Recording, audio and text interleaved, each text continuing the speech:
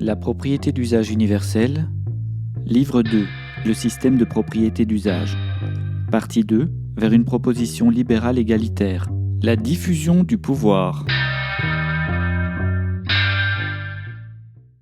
Si l'on part du principe qu'il faut travailler dans une entreprise pour en devenir propriétaire, alors le métier d'actionnaire, si tant est qu'il en soit un, ne peut plus exister dans la propriété d'usage. Dans ces circonstances, la disparition de la délégation de l'usage oblige les travailleurs à s'inscrire dans la division du travail propre à chaque entreprise dont ils sont propriétaires d'un partiel. Ainsi, l'enrichissement par la délégation de l'usage, puis la reproduction des dominations entre les générations par l'héritage, ne peut plus avoir lieu. Autrement dit, la fin du monde féodal oblige tout propriétaire à mobiliser directement son outil de production, sans possibilité légale d'en détourner le travail à son profit. La démocratie rentre alors dans un domaine où elle était proscrite, dans l'entreprise. Les travailleurs propriétaires prennent le pouvoir pour décider de la production et s'entendent pour définir socialement les choix productifs. Il est d'ailleurs tout à fait probable que le phénomène de recherche de prospérité propre à chaque atome de la propriété mène à une réduction quantitative de la production et une amélioration qualitative, pour la simple raison que la recherche mercantile de la rente favorisait les phénomènes inverses. L'égalité entre aussi en scène, pas dans le sens où nous serions tous des clones, mais par un pouvoir plus également diffusé. Là où le monde féodal concentre par nature, la propriété d'usage diffuse. Et ce changement fondamental permet de revoir à la racine le discours égalitariste basé actuellement sur la seule distribution socialiste de la richesse post-domination, après la distribution définitive des rôles de domination. La propriété d'usage n'oblige pas le travailleur à se consacrer exclusivement à une activité, dans une seule entreprise, mais en associant la propriété au travail, ou le travail à la propriété, l'un conditionnant l'autre, elle ne permet plus la multiplication du pouvoir de l'argent par l'argent. Le principe d'autogestion entre en cohérence avec le principe de propriété d'usage, comme une simple conséquence de la diffusion du pouvoir qu'offre le droit de devenir propriétaire.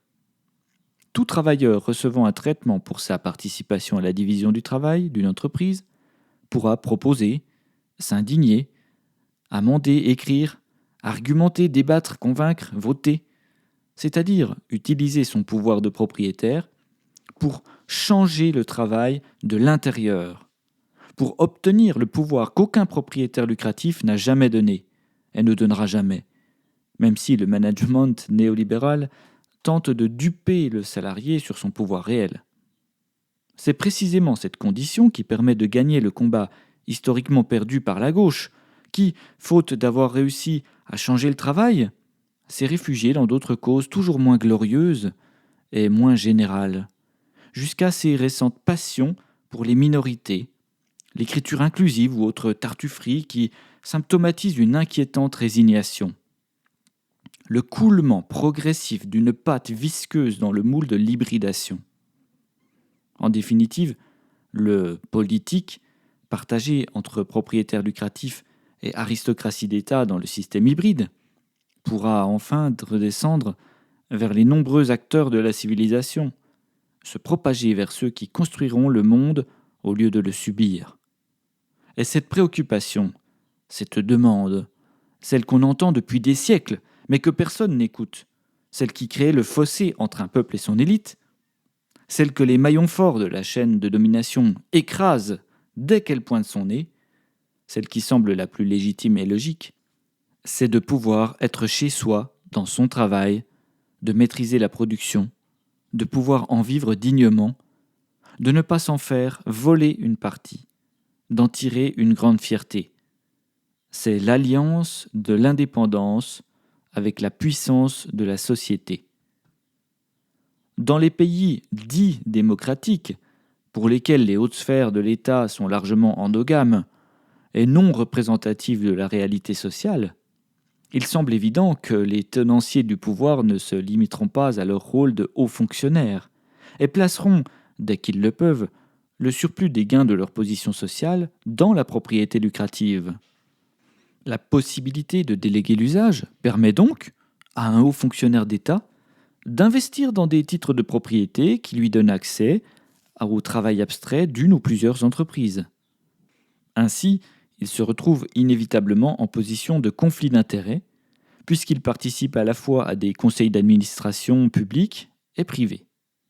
La mode d'inclure des membres de la société civile dans les fonctions de l'État ouvre en réalité aux entreprises lucratives dominantes une porte d'entrée aux chambres d'écriture des lois, par des soldats intéressés, non plus par l'intérêt général, mais par leurs intérêts personnels, en corrélation avec ceux de l'entreprise lucrative dont ils sont propriétaires.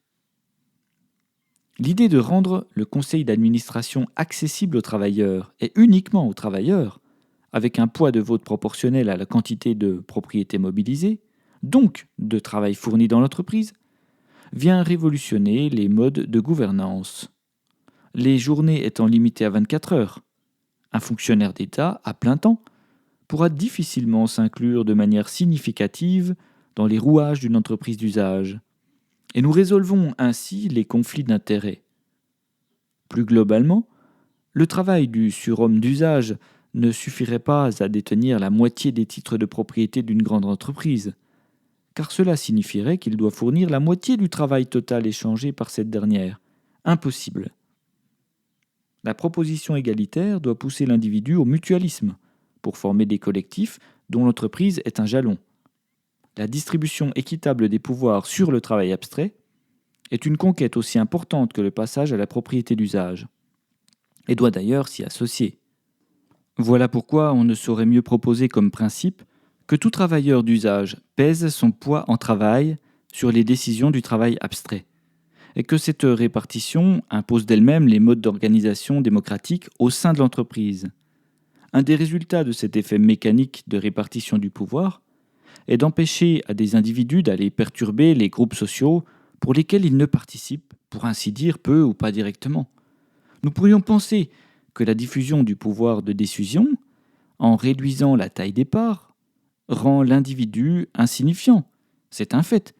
Mais son rôle égalitaire est d'encourager l'animal social humain à sortir de sa bulle pour constituer des collectifs, à prendre du temps pour discuter, se disputer, râler, adhérer, argumenter, séduire, aimer, proposer des idées, à faire société au lieu de subir les décisions d'une oligarchie. Aller contre les intérêts personnels de quelques individus, en sommant mathématiquement les intérêts personnels de la masse, fournit un outil de lutte contre la domination des plus efficaces. Il semble trop tôt pour savoir vers quelle société nous dirige une telle révolution. Mais il semble certain que les lubies, la folie des grandeurs de quelques illuminés détourneurs de travail perdra en intensité. Des titres de presse opposant dans la même phrase le pouvoir d'un seul propriétaire au pouvoir du pays le plus peuplé au monde devraient ainsi disparaître. Cela ne remet pas en cause l'idée politique de la domination de la masse par quelques leaders, car ce phénomène est trop humain pour qu'on puisse l'éradiquer, mais donne au moins à celui qui écoute un tribun, un orateur fantastique, le pouvoir de limiter l'emprise de sa parole par la maîtrise du travail abstrait sur le travail concret.